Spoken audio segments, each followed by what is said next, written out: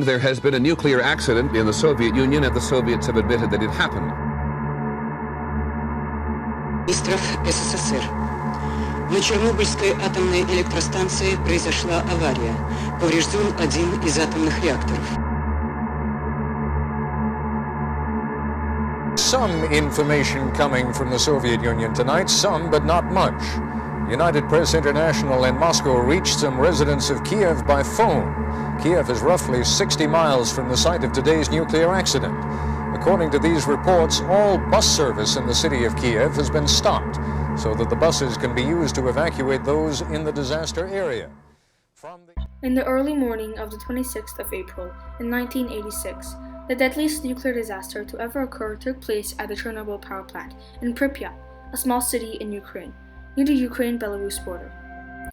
Water from the Pripyat River was used to cool the reactors. As in most nuclear power plants, the design used for the Chernobyl power plant, the RBMK-1000, is greatly flawed in its cooling system. On the 25th of April, plant operators were making plans for a maintenance shutdown. On the 26th, hot fuel rods were lowered into the cooling water, creating steam, and because of that design flaw, a power surge caused an explosion, killing 2 plant workers. For the following few days, emergency crew attempted to contain the fires and radiation leaks. As more plant workers became exposed to the radiation, they later died of radiation sickness.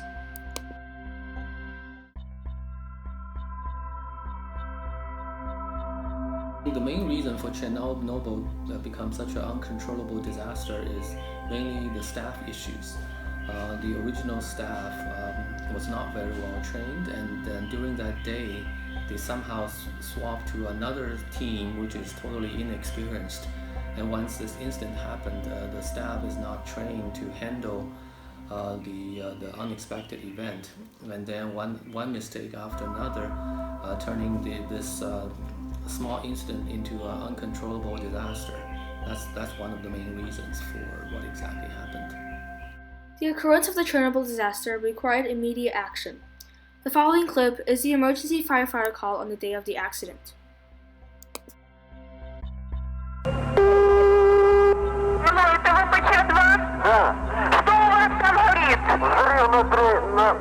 На главном корпусе, 3-4, между 3-й и 4. А там люди есть? Да. Поднимай на состав.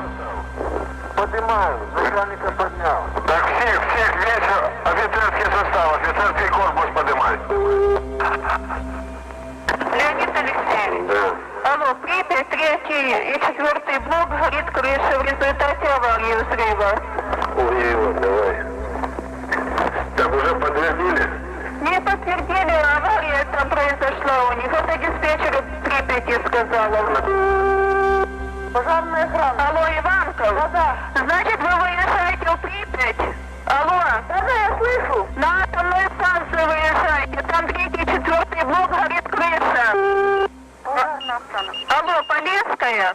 Да. Вы, значит, выезжаете на атомную станцию, там горит крыша 3-го и 4 блока.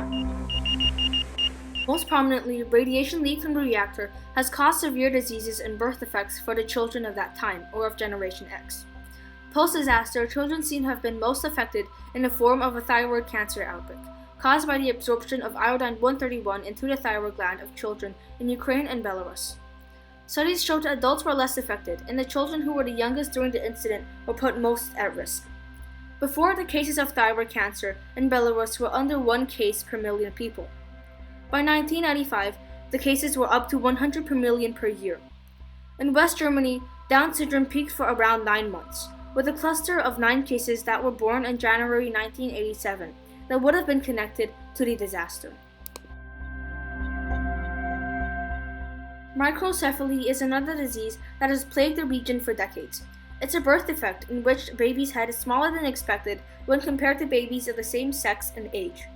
Multiple cases have been noted in Ukraine and Belarus, and is very likely to be connected to other disorders, such as epilepsy, dysfunctional motor skills, lung failure, and convulsive syndrome, forcing the children to be reliant on their caretakers and to be unable to live by themselves.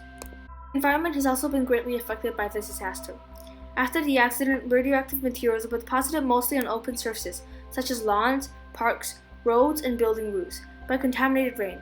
Since then, the surface contamination in urban areas has been decreased because of the effects of wind, rain, traffic, street washing, and cleanup.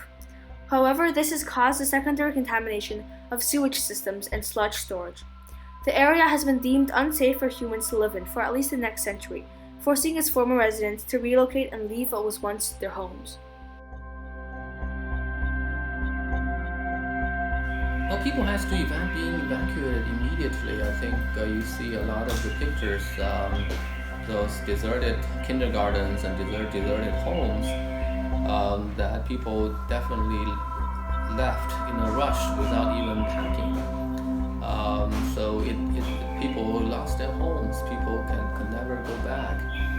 And even after 20 years later, 30 years later, when people do go back and this becomes a paradise of wildlife, no people is living there anymore. And it used to be a pretty centralized and heavily populated place.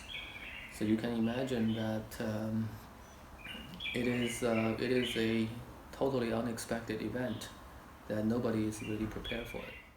To increase awareness of incidents such as the Chernobyl disaster and the harms they bring to people's lives, new movies and TV shows are being made. Now, unlike in the past, valuable information is no longer kept from the public, and more people are beginning to understand how they can improve the current situation. As time progresses, people will only learn more and want to help more. Chernobyl can fade into simply being a legend in the future.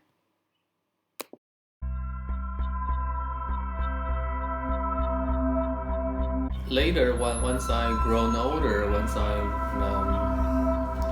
remember I studied more about physics and chemistry, I do realize a series of bad mistakes can cause such a massive problems. I think in Chernobyl, I think from the very beginning, the design of the nuclear power plant is not very scientific. It's not very safe to begin with, and then plus a bunch of one mistake after another that causes this tragedy.